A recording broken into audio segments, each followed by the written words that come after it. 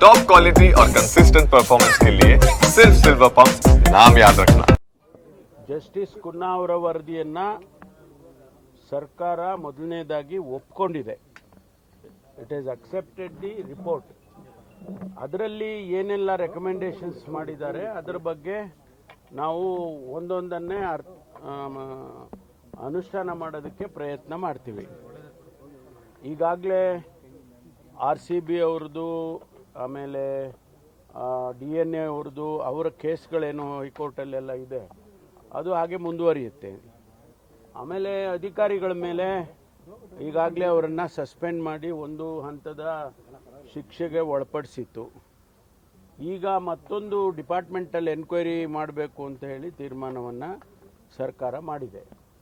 ಮುಂದೆ ಅವ್ರದ್ದು ಕೆಲವು ರೆಕಮೆಂಡೇಶನ್ಸ್ಗಳಿದ್ದಾವೆ. ಅಂದರೆ ಇನ್ಮೇಲೆ ಮುಂದೆ ಈ ರೀತಿ ಮ್ಯಾಚ್ಗಳಿಗೆ ಪರ್ಮಿಷನ್ ಕೊಡುವಾಗ ಏನು ಕಂಡೀಷನ್ಸ್ ಇರಬೇಕು, ಕ್ರೌಡ್ ಮ್ಯಾನೇಜ್ಮೆಂಟಿಗೆ ಯಾವ ರೀತಿ ನಿಯಮಗಳು ಮಾಡಬೇಕು, ಈ ಥರದ್ದೆಲ್ಲ ಕೆಲವು ರೆಕಮೆಂಡೇಶನ್ಸ್ ಇದೆ. ಅದನ್ನೆಲ್ಲ ಸರ್ಕಾರ ಪರಿಗಣಿಸುತ್ತೆ. ಅಲ್ಲ ಸರ್, ಮತ್ತೆ ಯಾಕೆ ಡಿಪಾರ್ಟ್ಮೆಂಟಲ್ ಎನ್ಕ್ವೈರಿ ಅಂತ ಸರ್? ವರದಿ ಕೊಟ್ಟಾದ್ಮೇಲೆ ಮತ್ತೆ ಆಗಲೇ CID ಕೂಡ ಕೊಟ್ಟಿತ್ತು. ಅದು ಇಂಟರ್ನಲ್ಲಿ ಡಿಪಾರ್ಟ್ಮೆಂಟಲ್ ಎನ್ಕ್ವೈರಿ ಬಂದು ಅಡ್ಮಿನಿಸ್ಟ್ರೇಟಿವ್, ಅದು ಇಂಟರ್ನಲ್ಲಿ ಮಾಡ್ತಾರೆ. ಅದನ್ನು ಆ ತೀರ್ಮಾನ ಚರ್ಚೆ ಮಾಡೇ ತೀರ್ಮಾನ ಮಾಡಿದ್ದಾರೆ. ಬಿಜೆಪಿಯವರು ತಾವು ಮಾಡಿರೋ ತಪ್ಪನ್ನು ತಕ್ಷಣ ಮುಚ್ಚಾಕೊಳ್ಳೋದಕ್ಕೆ ಈ ಥರ ವರದಿ ಪಡೆದು ಮಾಡ್ತಿದ್ದಾರೆ ಆರೋಪ ಮಾಡ್ತಾ ಇದ್ದಾರೆ. ಭಾರತೀಯ ಜನತಾ ಪಾರ್ಟಿಯವರು ಈಗ ಅವರು ವಿರೋಧ ಪಕ್ಷದಲ್ಲಿದ್ದಾರೆ, ವಿರೋಧ ಪಕ್ಷದ ಸ್ಥಾನದಲ್ಲಿದ್ದಾರೆ. ಅವರು ಹೇಳೋದು ನಾವು ಯಾವಾಗಲೂ ಹೇಳ್ತೀವಿ, ನೀವು ಪಾಸಿಟಿವ್ ಕ್ರಿಟಿಸಿಸಮ್ ಮಾಡಿ, ನಿಮ್ಮ ಸಲಹೆ ಸೂಚನೆ ಕೊಡಿ.